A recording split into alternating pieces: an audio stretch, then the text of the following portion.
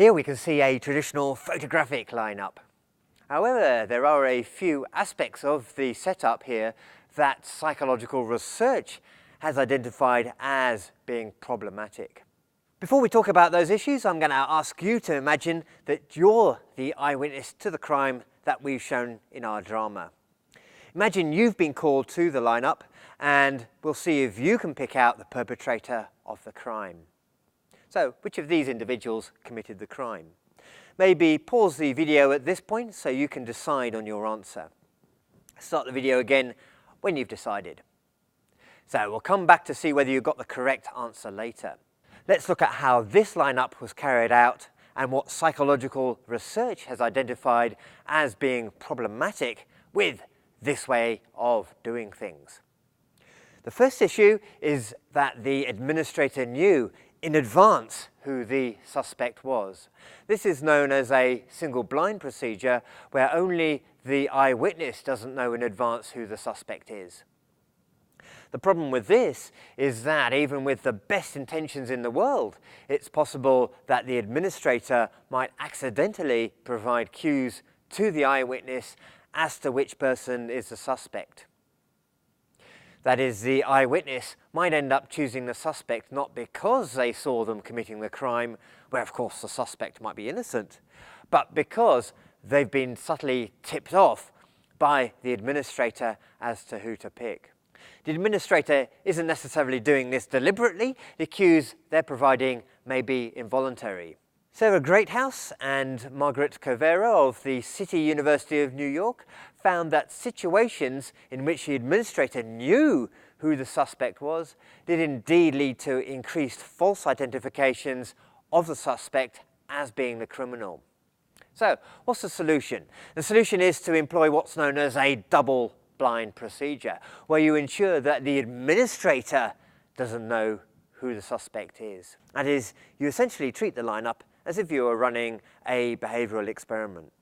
Sarah Greathouse and Margaret Covera found that what they call the diagnosticity of the eyewitness, essentially a measure of how accurate their overall judgment was, doubled when the administrator didn't know who the suspect was, when the double-blind procedure was used. That is, we've got evidence that the double-blind procedure leads to better outcomes. The next issue that I'm going to talk about is related to the first. Greathouse and Covera found that the administrators who knew who the suspect was also performed a higher proportion of what they called biasing behaviours. Biasing behaviours refer to anything that the administrator does that might prejudice the eyewitness towards identifying the suspect, remembering that the suspect may, of course, be innocent. However, even when the administrator doesn't know who the suspect is, bias can still be introduced through the instructions that are given to the eyewitness. For example, it's likely that the eyewitness will assume, given the police have bothered with a lineup in the first place, that there's a good chance that the perpetrator is present.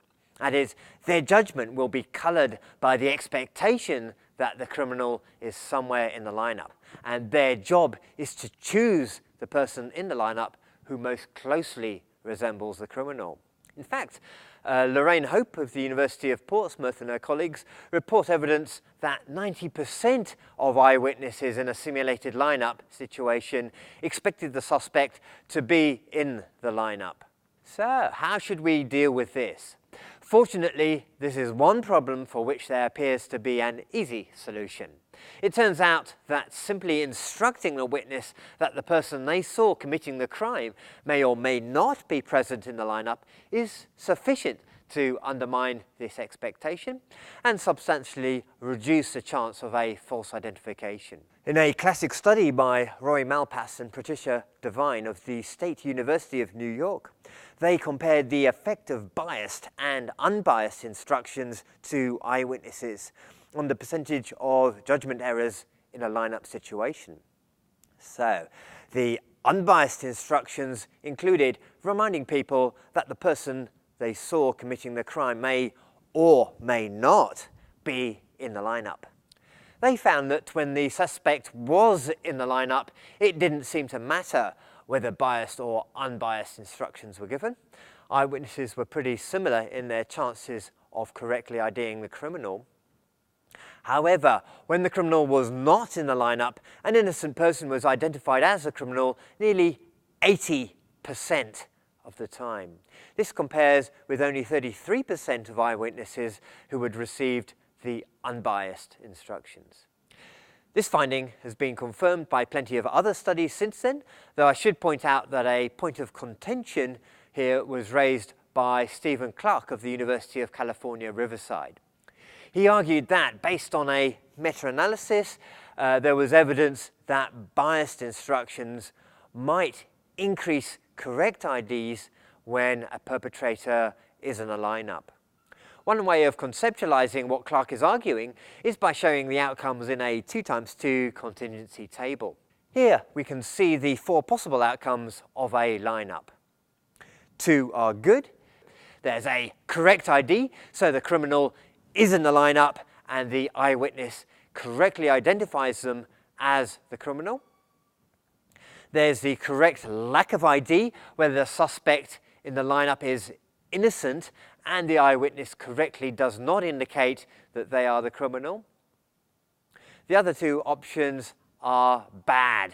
There's a false ID where the suspect in the lineup is innocent, but the eyewitness incorrectly identifies them as the criminal. Finally, there's an incorrect failure to ID where the criminal is in the lineup, but the eyewitness fails to identify them.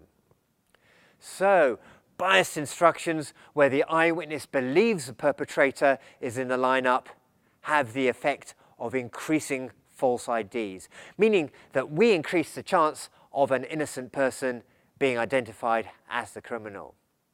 That is, we're moving judgments from this box to this box.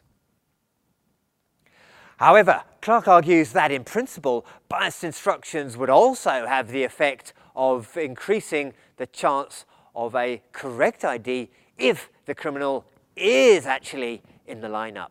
We're essentially moving judgments from this box to this box. To put it another way, the instructions are affecting what we call the response bias of the eyewitness, making them more likely to identify the suspect as the criminal. That is, all judgments are being moved from the bottom row to the top row. This is good if the suspect really is the criminal, but bad if the suspect is actually innocent. Stephen Clark argued that his analysis, in contrast to previous analyses, confirmed this theory. That is, biased instructions can be both good and bad. So, does this mean that it's okay to use biased instructions under the right circumstances? Well, no. The problem, of course, is that in real life, you could never be sure that the perpetrator was actually in the lineup. So, by using biased instructions, you're always risking sending an innocent person to prison. So, even Stephen Clark's conclusion is that police should still always use unbiased instructions, despite the understandable temptation to do otherwise if the officers involved are convinced that they have the right person. So what we have here is some disagreement between researchers as to the underlying mechanisms, which is valuable in understanding what is actually going on. But the end result is that they still agree on what best practice ought to be. In the next presentation, we'll turn our attention to how the members of the lineup are presented to the eyewitness.